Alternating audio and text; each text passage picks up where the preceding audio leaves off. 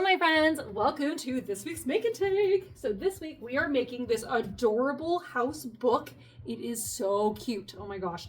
I showed this to my mailman and he's like, oh, is it because every house has a story? I had actually not planned on that, but I love it so much. All right, so let's go ahead and get started. Okay, so here's our little bits and pieces. Very first thing you're going to want to do with the die cut house is make sure all of these pieces can poke out. If not, you might need to take a pair of scissors and go in and cut out some of these little windows, but hopefully they should all pop right out easily. We'll go ahead and do that. And there are two of them, so we want to make sure they both do that. All right, so what we're going to do first and foremost is we're going to take our scissors and we're actually going to cut out one door, not the other door on these little houses. There's this little stitched marking here, and that's going to be a nice guide for us to just go ahead and cut that off. There we are. All right, the next thing we're going to do is use white glue, and we are going to glue these two layers together here. So this one with the door that still opens is actually going to go on top. So my suggestion for you is to just use some fine line glue, and you can kind of go all the way around the edges. Right here, I'm going to put some glue along this side of the doorway. You can see where I have the white glue. It's on this side of the stitching, right, from this other side of the house. And the reason why is because that's about the area where we're going to be cutting it, because we want our doors to open up, our house to open up like this. So once you have the glue on there in those areas, we're going to take this guy and we're just going to match it right up with the other one. And then of course, make sure your door still opens. Yes, yes, yes, yes. All right. So that is step number one. We'll set that to the side for the time being. Okay. Also in your kit, you're going to see this situation. So it's the stencil, which is the piece that the house got cut out of. And then this much thicker piece of chipboard here. So you're actually going to line this up. This is going to be our stencil. And we're going to use a pencil here. And I'm just going to go ahead and trace right inside of that little piece of the stencil there. Oh gosh. All the way around, boop, boop, boop, boop. And now when we go to do this part, I'm going to give you some tips to make it a little bit easier to cut out, especially if you have small humans working on this project. It might make it a little bit easier to do all of the parts. Okay, so what we're going to do here is, hopefully you guys can see the stencil. What we're going to do here is we're going to cut up, and I'm not going to worry about the sides of the roof here, or here. I'm just going to cut straight across because I think it's going to be a little bit easier for our book to actually open up. And if you are watching this and you're like, I'm just going to cut that, I'm going to cut out the little roof. I want it to look amazing. I totally understand where you're coming from. But if you leave the little roof pieces hanging off of the edge, your book will not open. So that's why it's important that we just cut those right off. All right, so I'm going to cut out my little design here. I know it's kind of hard to see where I'm cutting because I did not line out my stencil with a pen. I did it with a pencil, but I'm just going to cut off the little sides of the window or the sides of the house there. All right, so you're going to have something like this, and then I'm going to go in and do some detail cutting in here. So we're going to cut there, we're going to cut out the little roof, we're going to make sure to not cut off, we're going to cut out the little chimney there. And now here I am going to actually cut the top of the little roof part of the little turret, the top part of the house there, or it could be a little castle, I guess, if you would like. But I am going to leave those parts there because I do like that part. All right. Okay, so the backing piece should look like this, all right? So it's pretty much the same, but it did not include these parts, the pointy parts of the roof there or the pointy part of the roof there, all right? So aside from that, it looks the same. Okay, so all our little scraps, we're gonna put those to the side. We don't need those. Okay, all right. So these pieces here are for making tiny little mushrooms, which is we're gonna decorate the front of the house with. So cute, and these are the little grasses for decorating the house. All right, and say this is also for the mushrooms. Okay, so now we have all of these pieces, 2 gold and 4 ivory. What you're going to do with all of these pieces, we're gonna be folding them in half hot dog style. It's okay if you don't know what that means. This is hamburger style, this is hot dog style. That's how I learned it. So we're gonna fold these all in half hot dog style. Boop. And then these ones here. Boop. My little sound effects. And then we're going to do the same thing with the gold. Again, folding it in half hot dog style. Boop, boop. And this one here. All right. So once those are all folded, what we're going to be doing is we're going to be gluing our pages together. So every side is going to need 2 ivory and 1 gold. So this is the other side. 2 ivory and 1 gold. And we're going to be gluing them right on the spine only inside. So we're going to do a line of glue in there and then put this in, and then open it up, line of glue in there, and then put this in. Okay, so that's what we're going to do for both groupings. All right, here we go. I like to use the fine line PVA because then you get a very small amount of glue, but PVA is a type of bookbinding glue, so it's extremely strong, which is wonderful. So that's why you don't need very much. All right, push that in there, grab a next little line of glue, boop, boop, boop, boop. All right, and that guy's gonna slide in there. Wonderful. All right, okay.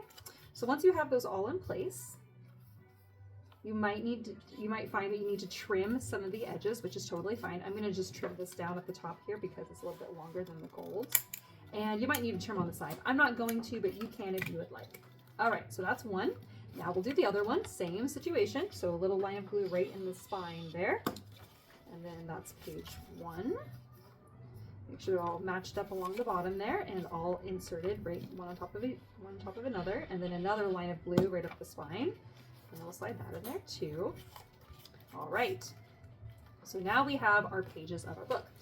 So we're gonna face these together so all the open pages are in the middle. And then we're gonna bring our stencil back over because we do need that. All right, so for this one, we're gonna match this up with the edge of the house, okay? And we wanna make sure that the gold is exposed through the top of the house all the way to the bottom of the house. So you don't want it to be like this where part of the turret is being cut off. You want the turret to fully be covered up. But the edge right here is not going to be, and that's totally fine. But I just wanted you to know that you're gonna see that and that's meant to be that way. All right, so we want to make sure that the paper is on the edge of the house right here. All right. Okay, so this is what we're going for. Whoops, right here. This is what we want. All right, I'm going to grab my pencil here and I'm going to trace the top of the turret as much as I can, and then the side of the house and the bottom of the house. All right, so it's going to look like this. Okay, now I'm going to take my scissors. I'm just going to go ahead and trim it. Whoops. And then we're going to trim up here as well. We're cutting through all these layers all at once. And here. And then the side of the house, there and there. And then I am going to go in, like I said just before, and I'm going to cut out just part of the roof of my house. All right, so there we have that. That's one side. All right, we're going to do the same thing for the other side, but the other side of the house. So once again, we're going to lay this on here. So then that way it's on the edge of the house. Make sure that this goes to the top of the turret there. All right. And I don't know if you guys know, I keep using the word turret. Turret just means it's like that rounded part that kind of looks magical on like an old-timey house. I don't know if they're always called a turret, but I've always called it a turret.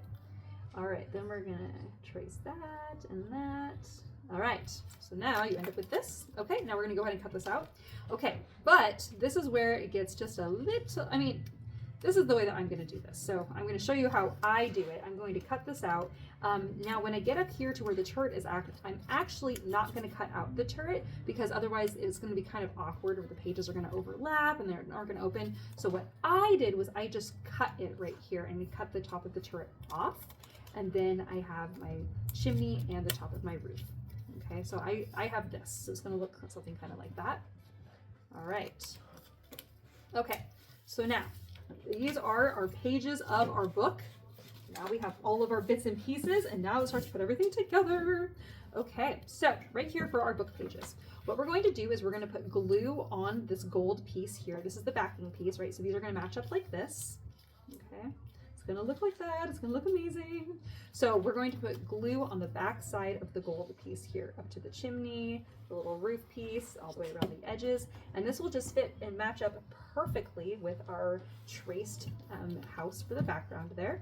I'm gonna open this up to the back gold page, all right, because it's gonna overlap just a little bit with this other piece, all right? I'm gonna flip this over to the back side, and I'm gonna put glue on the back side there up against the turret all the way down to the bottom.